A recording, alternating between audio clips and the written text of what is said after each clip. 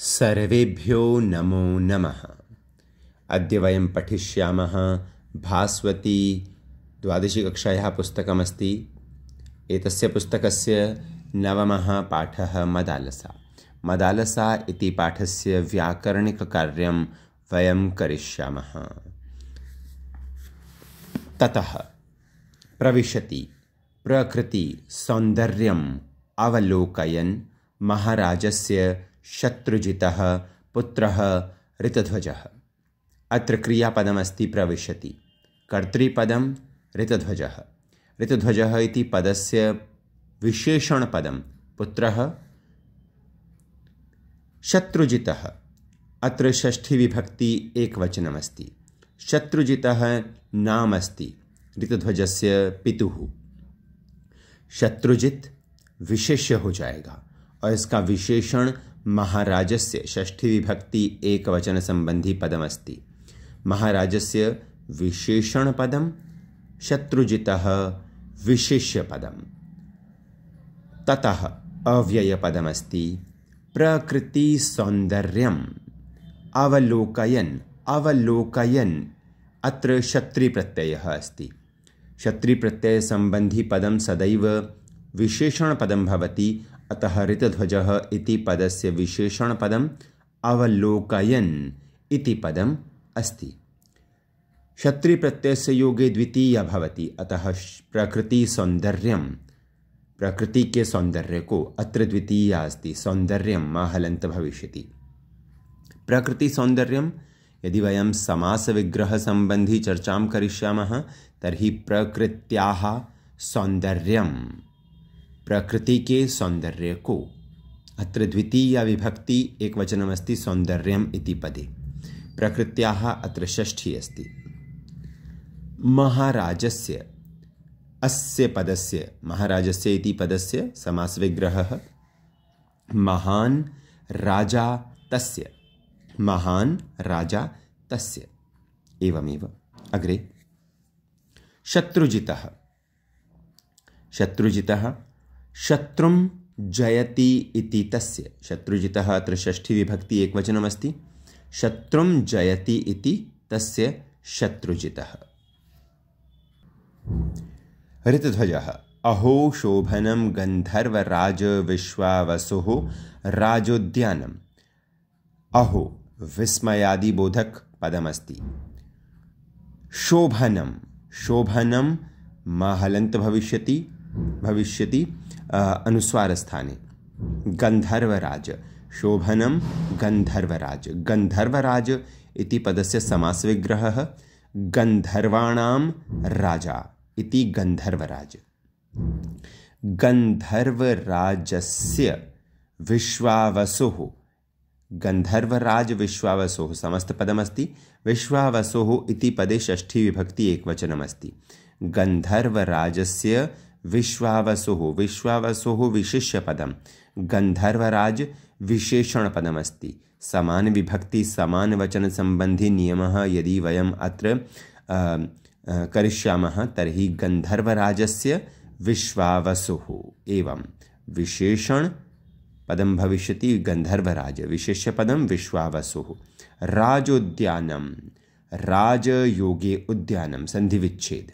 राजयोगे उद्यानम् समास विग्रहः यदि भविष्यति तर्हि राज्यः उद्यानम्, राज्यः उद्यानम् राजोद्यानम्। शोभनं विशेषण पदमस्ति। कस्य विशेषण पदं भविष्यति? शोभनं राजोद्यानम् इति पदस्य।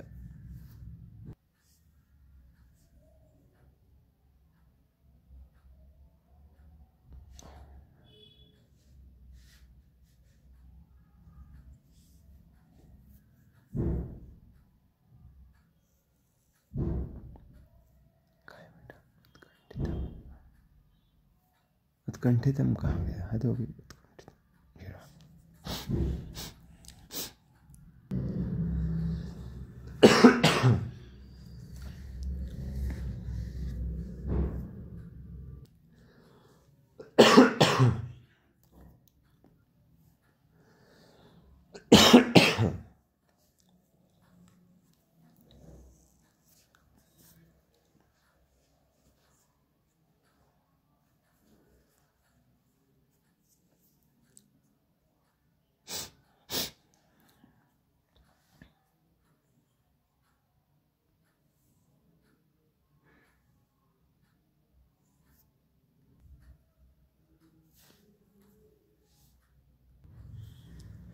मदालसा।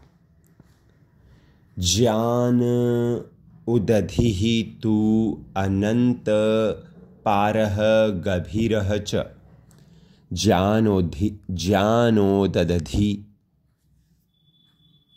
ज्ञानोदधिस्तु अनंत पारो गभीरश्च।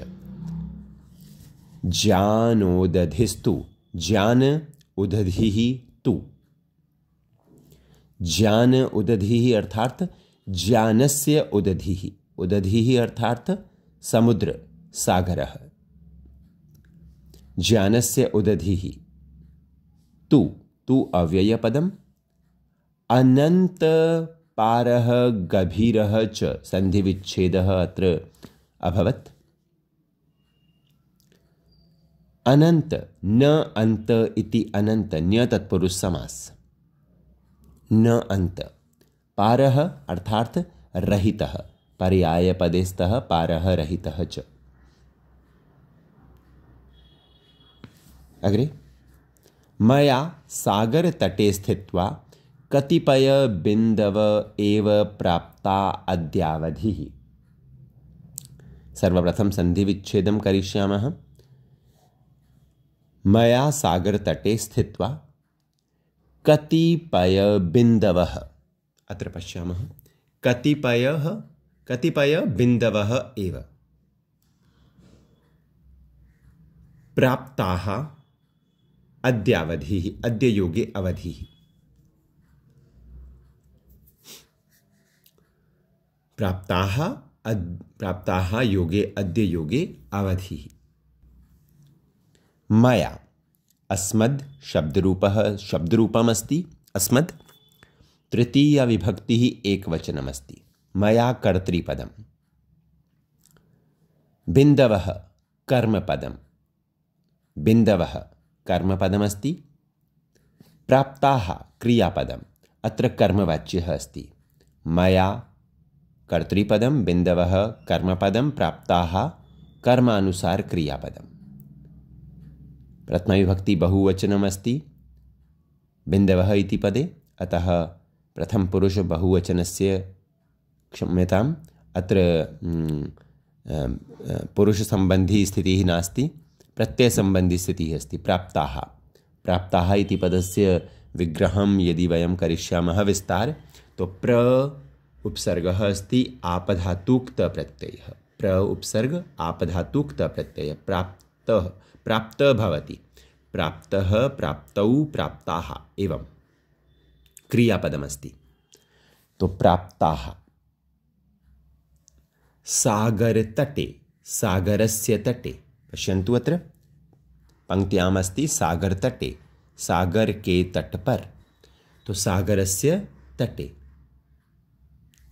स्थित्वा, स्थायोगे क्त्वा, स्था धातु अस्ति, क्त्वा प्रत्यय अस्ति, क्त्वा प्रत्यय संबंधी पदम सदैव अव्ययपदम भवति, अतः स्थित्वा अव्ययपदमस्ति। कतिपयः एव प्राप्ताः अद्यावधिः, संधिविच्छेद संबंधी विस्तारः अस्ति अत्र। कतिपय विशेषणपदं, बिन्दवः विशेष्यपदं, बिन्दवः पुल्लिङ्गपदं भवति। बिन्दु प्रथमाविभक्तिः बहुवचनम्, अत्र एकवचनम् अहं लिखितं, बहुवचनमस्ति अत्र, बहुवचनं बिन्दवः। एव अव्ययपदम्, अद्यापि अव्ययपदम्, अवधिः अद्यावधिः भवति। प्राप्ताः प्रयोगे आपयोगे क्त क्रियापदम्।